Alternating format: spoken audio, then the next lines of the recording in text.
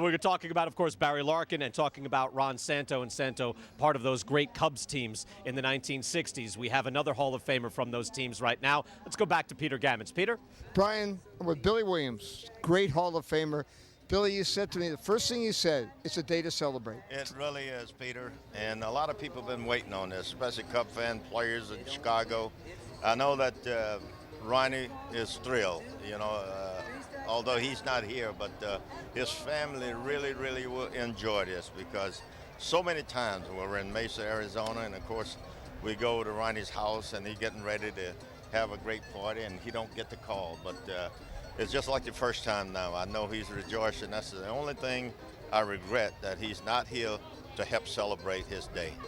Now, we look at what he did and hitting in the middle of that order, the great years he had, how he played every day. Mm-hmm. Did you players, your teammates, appreciate the fact that he was always in the lineup, missing, 18 games in 10 years? He really was, Peter, and had the handicap that he had, being a diabetic.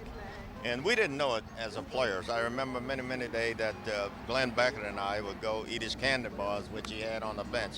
But for him to play in that many games, to do the kind of job that he did, and we hold the record, Ronnie and I, to play more games than any two individuals on the baseball team. So we were very proud of that. We often used to get together and talk about that.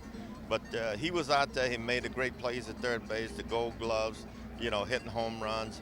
And he celebrated when the Cubs won and when everything went well. Billy, thank you so much. It's a great day to be a Cub.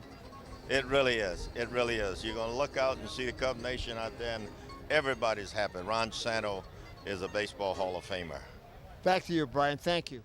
Peter, thank you so much. Great to hear from Billy Williams. There's a lot of ways of measuring productivity on the baseball field and greatness on the baseball field. From 1963 to 1969, Ron Santo, in each of those 6 years, was one of the top 6 position players in the National League, and that's in the heyday of Willie Mays, Hank Aaron, Roberto Clemente. You're taking that now from me? And Santo was that great. Basically, if you use the new metrics, he was a 7.5 win player each and every one of those years. That's an MVP candidate all through the 60s.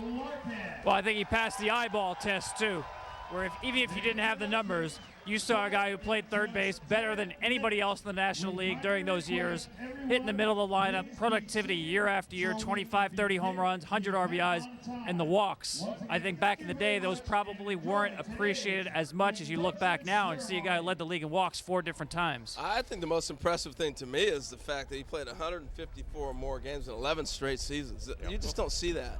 In the first 5 years, did he miss 1 game? And you've both made note of it. Again, he was dealing with diabetes, type 1 diabetes, in a time where you weren't even talking about it to your teammates, and it's such a debilitating disease. It had such an effect on him later in life, and you can only imagine the struggle that he had day after day, yet he was still such a durable player. Yeah. Today, his family gets to enjoy the moment at the very least, and they deserve the honor. Ron Santo deserving of the honor as well, as it is Induction Sunday here in Cooperstown, There goes New your York. numbers.